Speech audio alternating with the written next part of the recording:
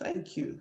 So, well, I'm Lady Marie, and I'm the support network coordinator covering London. I sustained my injury 28 years ago. I'm C5 tetraplegic. Karen? Hi, I'm Karen Biggs. I'm one of the nurse specialists that works for Spinal Injury Association, and the area that I cover is the Midlands. Hello, I'm Brian Garner. I'm from Norwich. I've got a T10 injury that I've had for 28 years, and I'm 66. Okay. John? Hello, I'm John, and I'm 77. I had the injury 6 years ago with an aeroplane accident. I've got a C3, C4 disc prolapse and T3, T4. I can walk with great difficulty. And I'd just like to say while I'm speaking, Martin, I looked at your YouTube video. It's fantastic, where you're spraying one of your internal parts of the truck. Absolutely fantastic. I don't understand all the medical terminology that you put up front, but the spraying technique that you've developed using probably an obsolete radio control transmitter and receiver is fantastic. Absolutely fantastic. Well, thank you very much. Can I just say, that sounds very lovely, John. And I think, Martin, if it's possible, maybe we could arrange a session one Wednesday and cover those topics. It would be brilliant. You can do, yeah. Right. So on that note, Martin, can you introduce yourself? Yeah, I'm Martin, a C5 tetraplegic, had my accident in '94. Okay. Michael? Yes. My name's Michael Goldthorpe. I live in Lymington, and I received injury C6B this April when I fell down the stairs in the early morning, and I was in Salisbury hospital for. Okay. And Laura? Cara. Would you like to introduce yourself? Hello. Yep, we're good. Yeah. Right. Yeah. I'm Cara. This is Winnie. We're from Yorkshire. I'm we're clapping. Yay! Yorkshire. Yes. I'm a T5 paraplegic. I've been paralysed now about a year and a half, and I think that's it. Thank you. Okay. Right. Naomi, would you like to say anything? Excuse me, yes. I'm can you hear me, by the way? Can you hear me? Yeah, Yes. Yeah. I've suffered from severe cervical myelopathy at C4 to C6, but it's left me with incomplete tetraplegia from C1. I live in a nursing home in Streatham. Actually, I was wondering, Lady Mary, I've just spotted that there's a carol service next week, and as you know, I was a semi-professional singer before this happened, and I still sing, and I sung in my synagogue services, but I hope that doesn't disqualify me. Is there any chance that I might be able to sing a brief carol at the service? We can talk about that. Can we talk about that afterwards, Naomi? Yeah, of course. I just wanted to register that. Okay. Yeah, to register that with you. Yeah, we'll talk about it later. All right, yeah. Right. Yeah, that's me. That's me. Okay. Brilliant. Thanks. And so You look very we have glamorous. Lady Mary, you look very glamorous. Oh, thank Even you. more than usual. More than usual. It's Christmas. Yeah. Yeah. Right, thank you. So now we're going to go over to Stuart, our wonderful guest who's come to talk to us about what we can do as wheelchair users, getting around, I suppose. Thanks, Lady Marie. So over to you, Stuart. Thanks. Firstly, I need to point.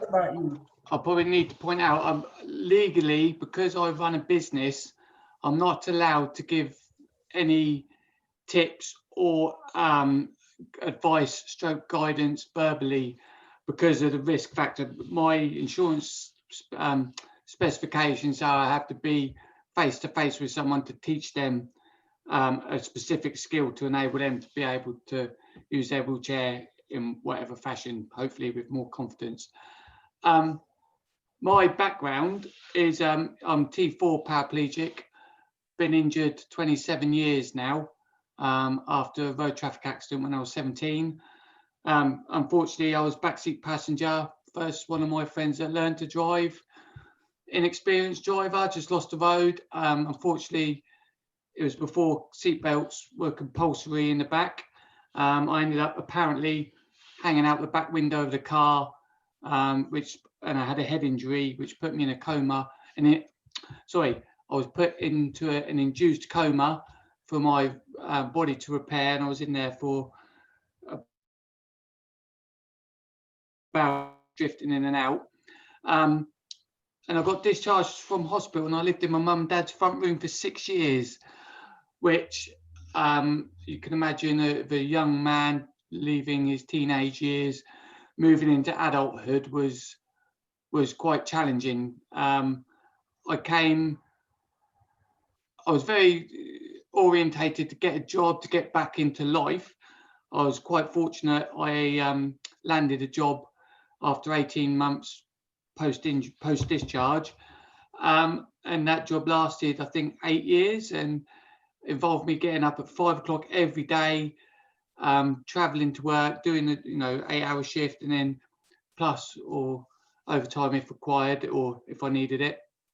And then I moved out halfway through that job, but then within 6 months I was back in hospital because I was the first one of my little group of friends that I'd known since school. I live in the same area that I grew up in.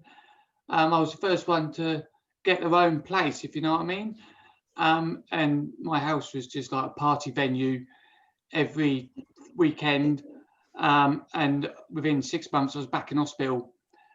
That's when I got picked up by one of the spinal injuries charities, and sort of asked to go on one of their courses, or got offered to go on one of their courses. I went back to work after my discharge, and there was a tetraplegic at work who was injured since he was 12. And I said, oh, they want me to go on a course with this charity. And I was very much, I didn't know anybody else in the wheelchair apart from this guy at work. And he worked in the offices and I worked on the factory floor. And he said, do it, it will change your life. You know, the charities offer a lot of support for people and stuff. And that year, 1999, I went up to Keswick on my own on a backup course and did things I never thought I'd be able to do in a with a spinal cord injury. Came back and sort of started to think there was more to life than just working and going to the pub. And then I started to play basketball, and my life started to have more meaning. And then, yeah, I then barrel roll 27 years. I'm now married with a 7-year-old. I met my wife when I was volunteering for said charity after they started the Wheelchair Skills Project off. And then, yeah, now I'm married with a little boy. I run Freedom Wheelchair Skills and keep house. I'm head chef at home. My wife works full time. So I get a lot of good work-life balance between running Freedom Wheelchair Skills, which I'll tell you more about, and how I got into that. Running Freedom Wheelchair Skills and keeping house. I get a lot of satisfaction from putting a made meal on the table in the evenings. Unfortunately, I can't make the meals I like because I've got a 7-year-old and we have to balance the menu to his tastes. Yeah, so yeah, it's good. I feel really privileged to be able to offer wheelchair skills training to people and sort of be a dad and keep house, you know. Good, nice. So what was it that propelled you into developing the Wheelchair Skills Initiative? And how much of a challenge was it? When I was 19, I was stood in my standing frame in my mum and dad's front room, in my bedroom, and I was watching a gangster film called Boys in the Hood. And there was a scene in it where a character, I believe his name's Reggie Green, is paraplegic, and he pops down 3 or 4 steps off a porch in Los Angeles. And I was stood in my standing frame and I was like, oh, wow, I'm going to do that. And this is before, we had wheelchair backflips, and before we had wheelchairs going in BMX parks and skate parks and that. So this was, to me, backward balance was an adrenaline rush, but to see this guy go down these steps was just like an excitement, that is a new risk that I'd be able to do to get a wow factor sort of thing. So I found a set of steps close to home and I tried it and I fell, and I'm very lucky. I had a good bunch of friends that picked me up and caught me and were very, very helpful, should we say. And then over the years, I looked at why I was falling out. And I practiced more and I successfully done it. And then when Backup started a wheelchair skills project off back in about 2001, I think it was, they approached me because they seen my skills, said, oh, do you want to be involved with it? I did. I developed the training scheme with them, but then I've got laid off from my full-time job, so I was only working part-time in another job and doing wheelchair skills training in the hours I wasn't working, ad hocly, not regularly. But out around where I live, and like I said earlier, I live in the same area I grew up in. There was a guy down the road with brittle bones, and he saw me go in the shop one day, and he said, oh, and he bumped into me another day, and he said, oh, I see you go in the shop. Can you show me how many you got up the curb? And I was like, yeah, I'll show you how to do, and I used the training that I learned and developed with Backup to teach him how to get up a curb and do a skill that he'd never done. He'd been in a wheelchair all his life, and nobody had ever showed him how to get up a curb because of the risk factor in case he fell and hurt himself because of his brittle bones. So didn't want to get hurt. And he gave me £100 without even thinking about it. And I was like, I don't want it. I'm not doing this for the money. I went in my son's bank account anyway. And then it was just a spur from there. I thought, this is needed for everybody. There's a need for this. And I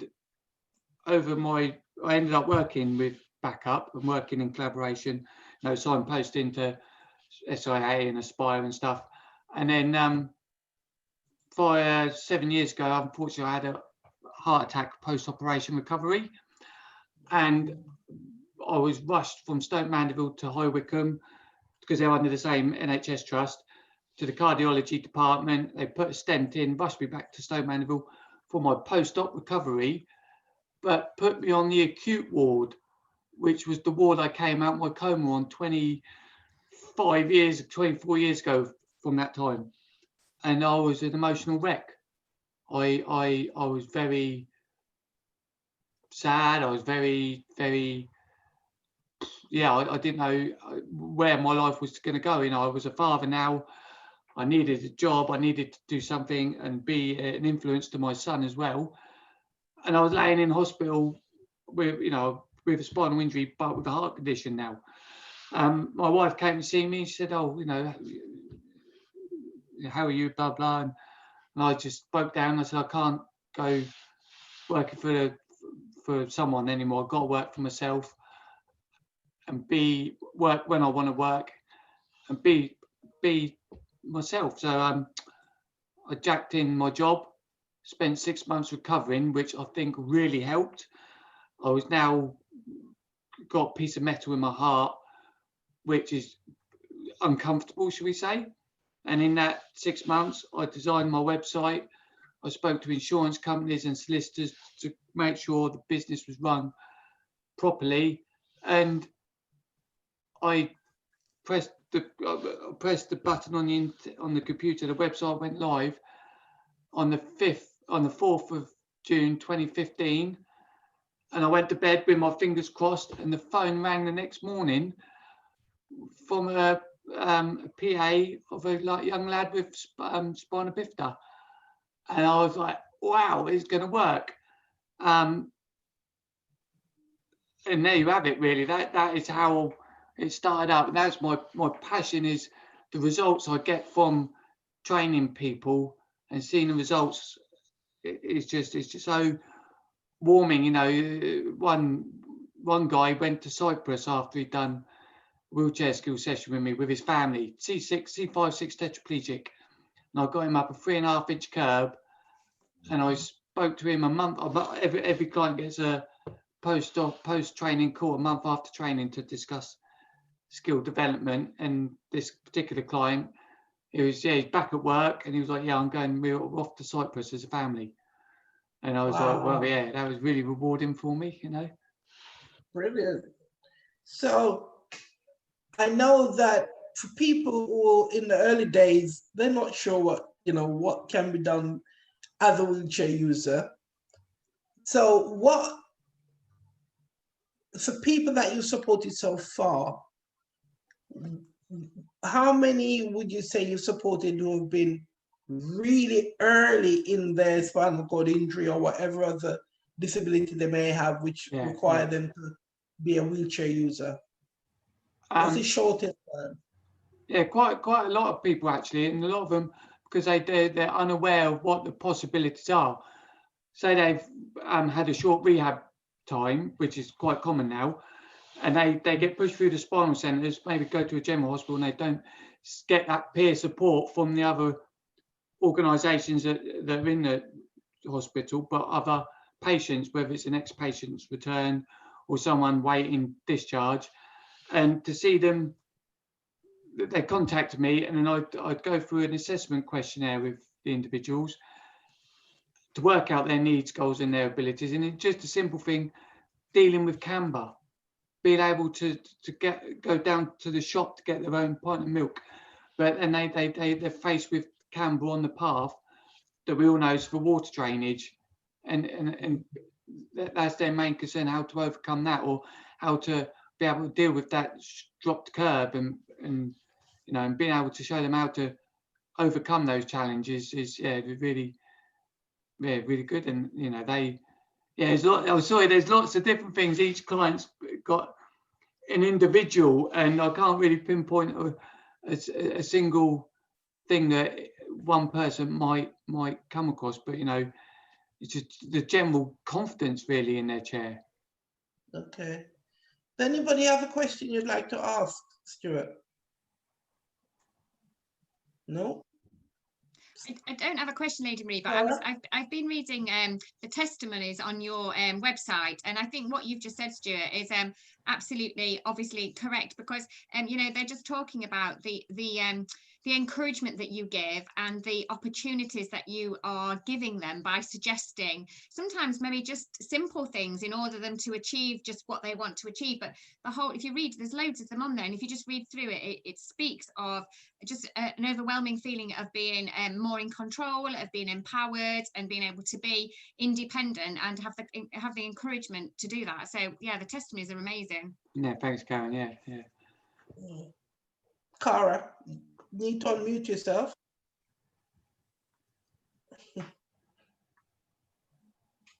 Got it. Yay! So obviously this is little Winnie, and I became paralysed and found out a month after I was paralysed that I was also pregnant. So I was in hospital. I didn't have any rehab, unfortunately. So wheelchair skills is pretty, I don't have any. I know how to push it, and that's about it. But you've got a 7-year-old, Stuart. So, I mean, obviously with Winnie, what I do at the moment is I tie a scarf around myself and Winnie and sit her on my knee, and that's how we travel around. Found that easier. But I've noticed as she's getting bigger, she's also getting much wigglier. I'm just wondering if you've got any tips or advice on how maybe you dealt with that kind of thing, because it's I know. sometimes. yeah, when Jacob was that age, he's 7 now, and I didn't use any scarves or anything because the risk, personally for me, if I fell, because no matter how good your skills are, there's always that risk of an incident where you fall. Yeah. I didn't want to be strapped to me and me land on him. So Right. you know, a baby will bounce. There's no worries about that. You know, they you know, it'd be heartbreaking if I did drop him, I admit. But if you fell on him, it'd be worse, wouldn't it? Yeah. But what I did, I just dropped that down a bit. What I did, when he could hold his own balance, that's when I started to sit him across my knee with his legs either side of my thigh, and his head rested sort of in my shoulder. I'm T4 paraplegic, so I was able to scoot that shoulder round. And it was a bit awkward to push.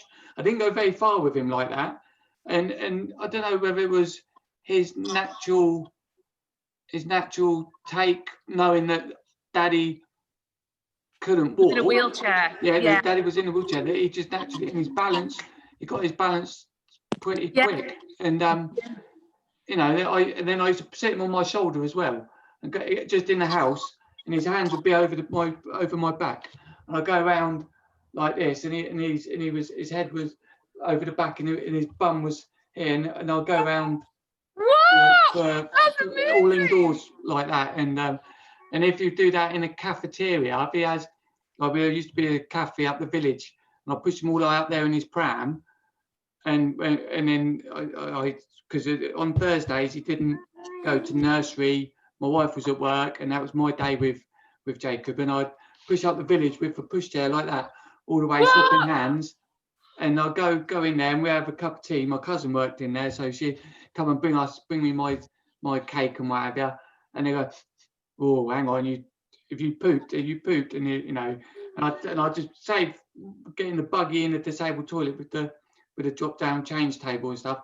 I just go like that, and I like stay there, and my cousin would get the door, and I'll go in there, and she'd pull it up behind me, and it was quite interesting to see the other customers sort of, I don't know whether they're all gossiping behind my back, but see that. Yeah, you find you get a lot of people looking and just watching, like thinking, are they in a wheelchair? Yeah. Got a baby, you know. Yeah. I found that quite a lot, and now he's older, and I love it going to town with him. The only thing is football. That's my only. I'm not a football fan, and he wants to play football, which I take him to football. I did that to my dad. My dad was stood on the football pitches. My dad, I don't think he liked football very much. I never played it with him really. And it's just sitting in the field in the cold and the wet just bores me to tears. But because he wants to do it, I'll do it for him. Oh, good on you. Yeah, thanks. Yeah. But he's adapted. He's lovely. You know, he knows that. You know, I've done. He's 7, and I reckon I've done 2 months bed rest since he's been born. Not in one go. 2 weeks here, 2 weeks there because of skin issues. And he's great. He comes in, he cuddle up with me, and we watch movies and play games and stuff. And he understands that Daddy's like everybody else. Yeah. Now, can I ask Cara, do you use the name now? My daughter was 6 months old when I had my injury. Yeah. So you know the carry thing that you can put. Oh yeah. You can get good. They do larger sizes that you can use. Oh really? Yeah. Like you, even with my grandson now, what I did in the past, I used the scarf to hold him. But there's a charity called Remap. Have you heard of them? No. Remap.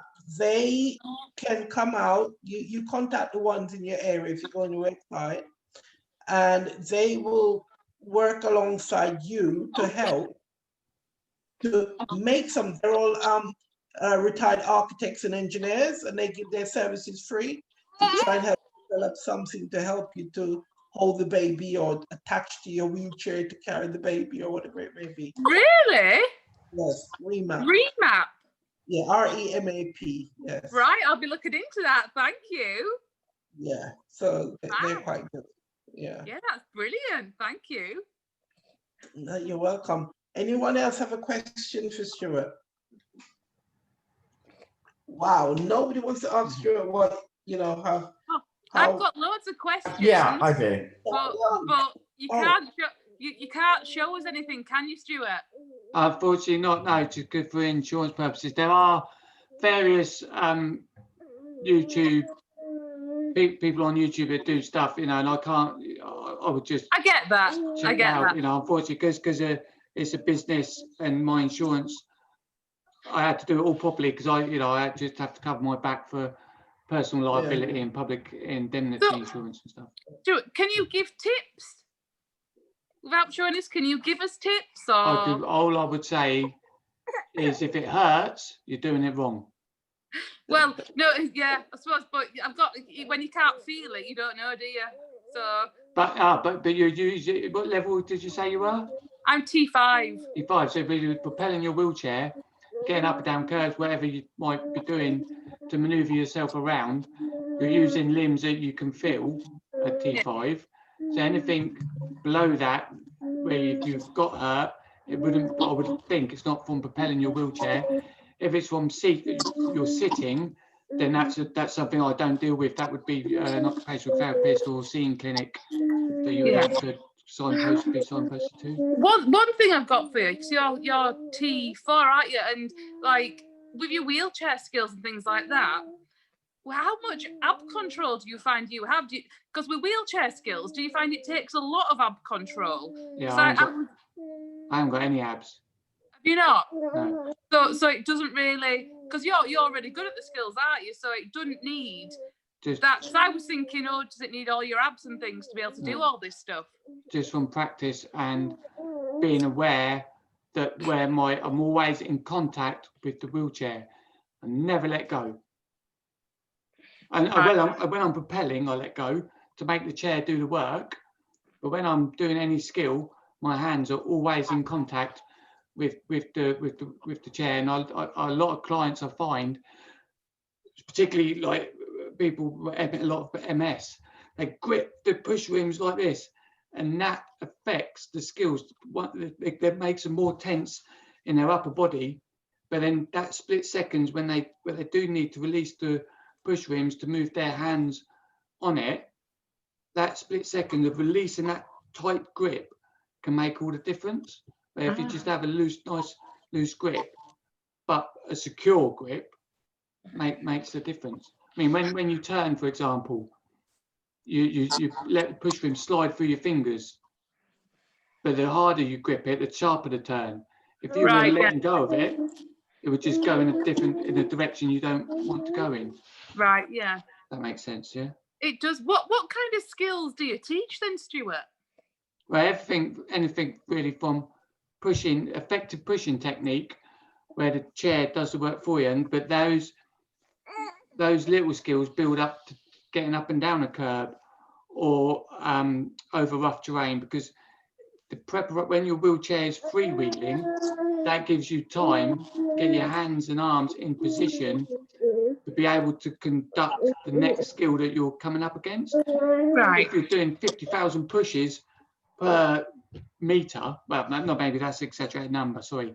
If you're doing a lot of pushes for a short amount of distance, your hands are likely not to be in a correct position to negotiate yourself over that curb or deal with that camber.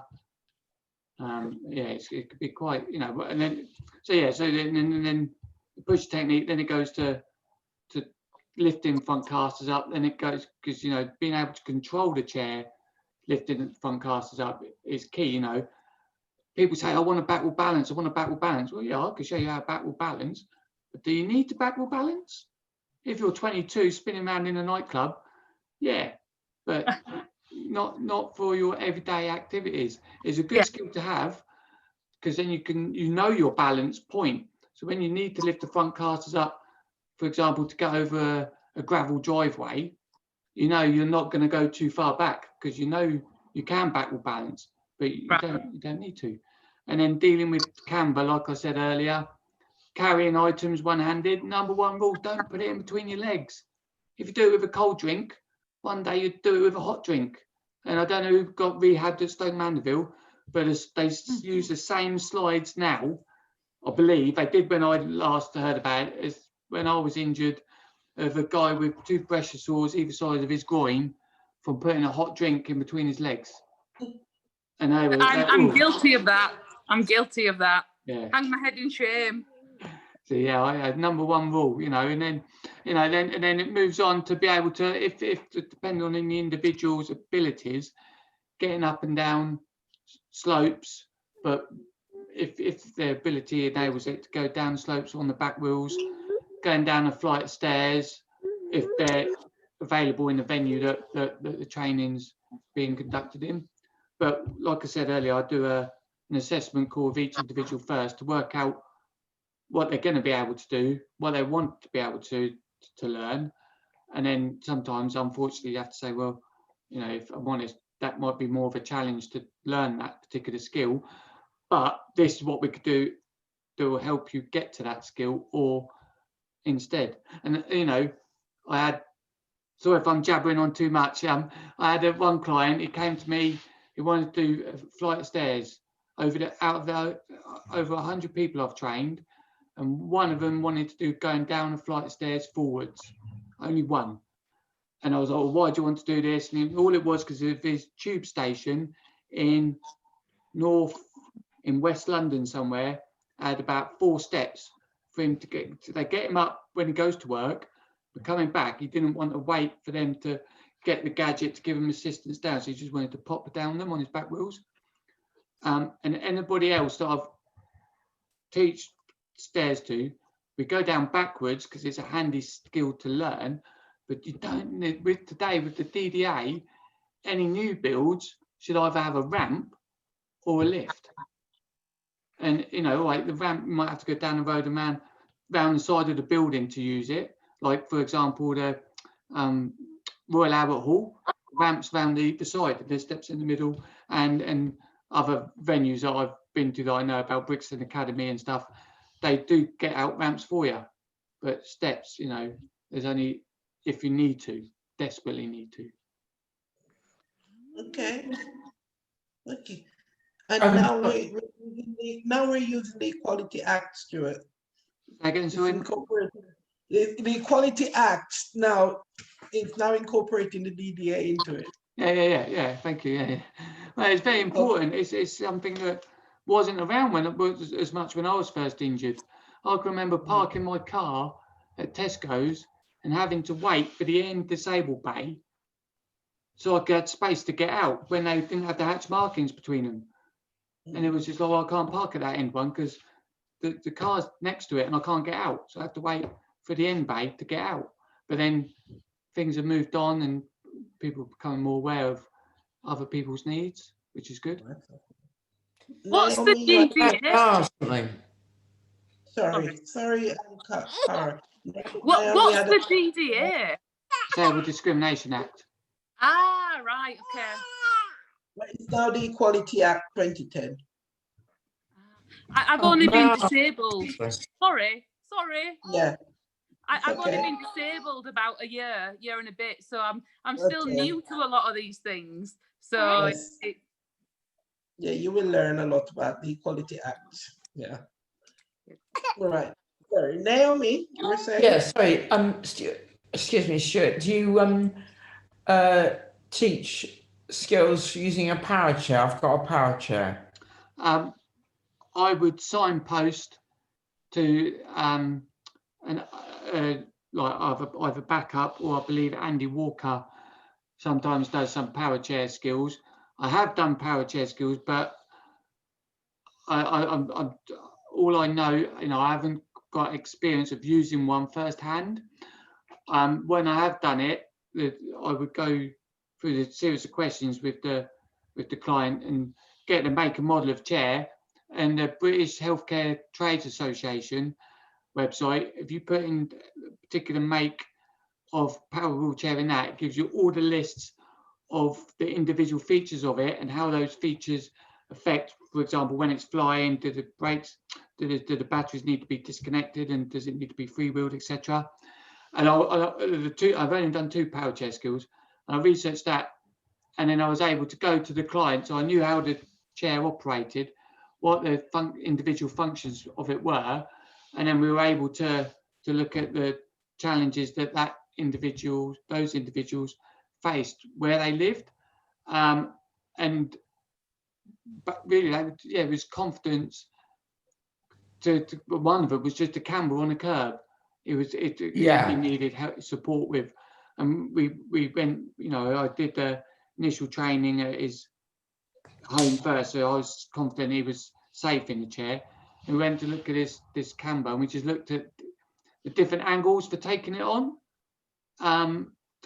where he would make sure he was safe, and that was just a little thing that he was unsure of.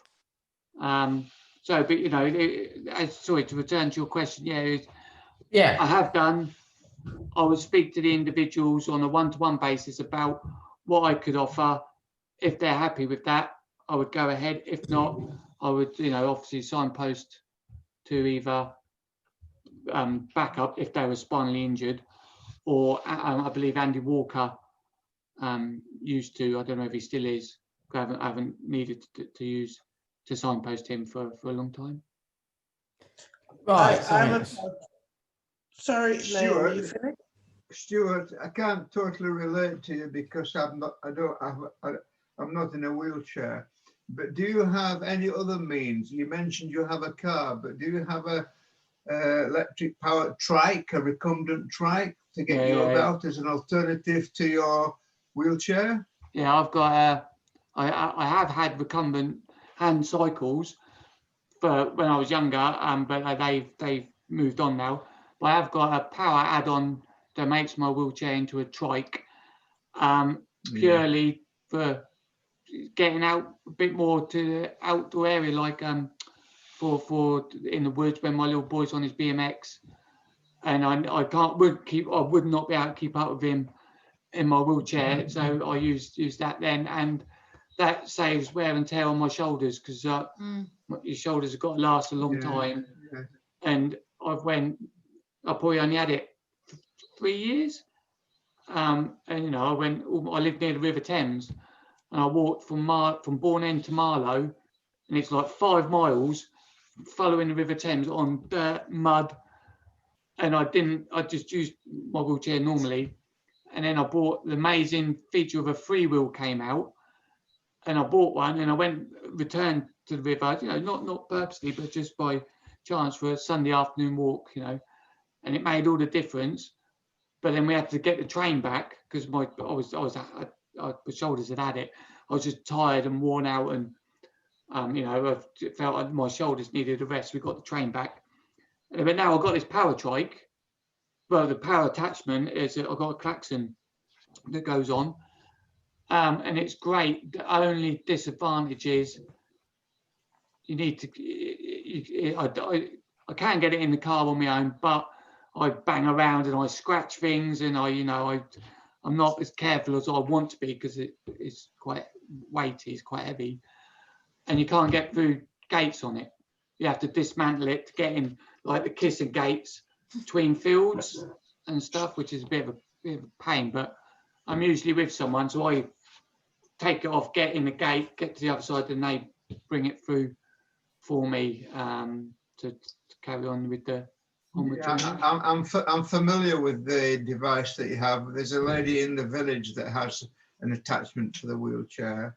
I myself, I can walk a little bit, but I have a recumbent trike, 2 wheels at the front and 1 wheel at the back, and it's really a fantastic machine for me because it gets me out. It's electric powered, or electric assist. It doesn't assist me. If I don't pedal, it won't assist me. It's got an 8-speed automatic gearbox. It's incredible. It costs a bomb. It costs as much as a car, but it gets me out, and it gets me out. I only go out when it's a fine day. I don't go out in the rain because I don't want to get wet. But I can cycle 10 miles and feel absolutely fantastic. Yeah. I live in North Yorkshire, it's very hilly. So every hill, which we've got some steep ones, I can get up every hill. And it's just fantastic to go out onto the hills and look at the scenery. And without it, I think I'd be housebound because I can only walk a little bit and I have a lot of difficulty with balance. When I'm on my recumbent trike, I just lay back there. It's not one of these racing ones where your bum's on the ground. It's quite a bit high up. And I have a fairing to keep the wind off me. Okay, yeah. It's a talking point. People stop and talk to me, not so much now because of the virus, because of the distance problems, but it's a fantastic thing to be able to get out. And that's why I asked you if you'd got any other means of transport, which you've explained to me. Yeah, Fantastic. and it's certainly good to be able to get out for your well-being, the countryside, the fresh air. I mean, I live in the Chiltern Hills, and we've got the River Thames just in the valley right opposite me, and we go down there quite often. And yeah, and I do like spending time outside and going back to my wheelchair skills. If I didn't have those skills to be able to get around in the woods and just on paths, and that is I wouldn't be able to do it as often as I do, with as much safety and confidence involved. Thank you so much That's for fantastic. that. Stuart, sorry, just to ask, do you teach how to get back into the chair if anyone falls out? That is quite an interesting question. It's quite such an individual skill for each person. I wouldn't teach someone how to do it. I would explain my technique for doing it, and if they wanted to try it, I would give them advice on doing it their method, but they would need to have support their case. They either can't manage from my advice, or they can't do it. I mean, I think I've only had one client that came to do a wheelchair skill session, and it was a sort of added extra. And she said, you know, can you, if I get on the floor, can you give me some advice on how to get up from the floor? And because it worked, we did it, but I decided, you know, each technique and method of doing that is so individual to the client, to the person. It's quite difficult to be able to offer that. You know, I don't do it the way I was shown in hospital. I left hospital unable to do it, couldn't do it, and then I saw somebody else do it and I went, I could do it. It's technique. And I tried it and I did it. But I'll be honest with you, I haven't done that for at least 4 years. The times I've fell out twice in, say, 4 years due to my lack of concentration, shall we say. I've been assisted by people that were close. They've just grabbed me and they say, you know, and I direct them, say, right, hang on, no, stop, don't leave my chair there, put it there, and then grab there, and on 3, up and in. And one of them was laying on a petrol station forecourt on a Friday night, and all the taxis were filling up, and it was a bit embarrassing, you know. It was, but you know, you know, I could have done it myself, or I like to think I could have done in that instant, but the opportunity was there while these 3 geezers were stood over me going, do you need a hand? I went, yeah, mate, it'd be quicker if you grab me and throw me in it than it would be for me to try and do it on my own. Bearing in mind there's cars here and there's CCTV, so if I mess it up again, I'm going to look a right wally. Okay. But anyone else would like to ask Stuart anything? Can I just ask Stuart, so obviously we're supporting a lot of people with spinal cord injury. If they want your support, is it a case of just going to your website, putting a contact details on there and you get in touch with them? Yeah, or they can ring me. There's Okay. or through social media. Social media, I would direct them straight back to either email or phone calls, but Okay. if it's just another channel that they can get hold of me on. Okay, fab. Okay. I think Brian would like to ask a question. I must admit that lockdown has been in some ways a very difficult thing. My house is completely wheelchair accessible now. Yeah. We've done lots of work in it to make it that way. The only thing is that I've had problems because I had a pressure sore on my back from my belt that I used to wear, and I didn't realise that the belt at the bottom rubbed on my spine. And because I've been doing a lot more pushing, I've lost a lot of weight. And of course, you know, I now weigh 9 stone 5, and I used to weigh 14 stone. Wow. You know, so I've lost 4.5 stone. But that also has its predicaments as well. Admittedly, you aren't pushing so much weight around, which has got to be good, but it does have its predicaments about being in a chair, being a lot smaller, and bones which actually stick out a lot more. Yeah. Yeah, I know exactly what you're on about. I'm skin and bone around my pelvis. I left hospital in an 18-inch wheelchair, and now I'm down to a 14-inch width wheelchair, and I've still got an inch either side now. This chair is due for a change, and it's unfortunately due to, you know, spinal cord injury, and you know, there's a lot. I don't know. I'm not medically trained. I haven't got any medical knowledge apart from my own personal experiences. But yeah, it's unfortunate. Just I check my skin every day. If I got a red mark, I keep off it. I moisturise and I keep it clean, and that's what we could do really. And when I've done bed rest, which I've done a lot of in small hits, I've just come out and I get on the TheraBands to build my muscles and what the muscles that I can use back up, just to get some tone in myself to make sure I can lift safely and be safer in myself. Really, getting in the car, make sure I can clear my wheel and stuff, and even all my transfers, you know. I'm a 66 now, and I just got myself a wheelchair accessible car, a VW Caravelle with a lift on the back. Yeah. And for me, that has been the most sensible thing that I ever bought. And you go in, you lock your wheelchair down at the front.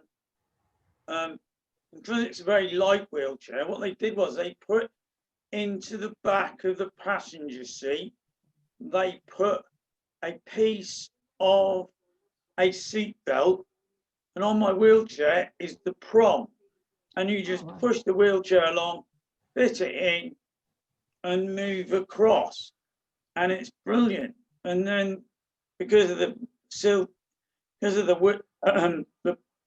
driver's seat is movable, you move up to where you've got to drive from. It's been the best money that I've ever spent. Yeah, that's good. Okay. Well, if there are no further questions for Stuart, I will say thank you, Stuart, for everything, and thank you for the info. And we will direct people to your website. Yeah. Thank you. Yeah, sorry if I've jabbered on too much. No, I tend to get going and not be able to stop sometimes, you know. But yeah, if anybody's got any other questions, just send me an email or give me a call or anything. I'd be pleased to. Yeah. Pleased to. Did you want to say something, Martin? No, I was just saying I usually jabber on, so it makes a change. Yeah. Now, Stuart, usually I have a quiz that we do at the end of each session. Now, I'm going to give a question before. Sorry. Yes, I was on mute. Just about really what kind of things, Stuart, you find, because it's knowing other people in wheelchairs, and that I think with the lockdown and recently becoming paralysed, it's hard to know, because I have had no rehab. It's hard to know what I'm actually capable of in a wheelchair, you know. So it's nice to see other people in wheelchairs, but actually find out what kind of things that, I don't know, you can do. Does that make sense? Yeah. Cara, if after this cafe today you stay on, I can take your details, and if that's okay with you, and one of us can contact you. And there's, for example, there's a support network officer in your area, like Lady Marie is in London. There'll be one in your area as well that can support as well. So if that would be helpful to you, we can do that. Yeah, that'd be fantastic. Yeah. Okay. Brilliant. Thank you. It's all right. So you're welcome. So I was about to say about the quiz, because we normally finish at 4 o'clock,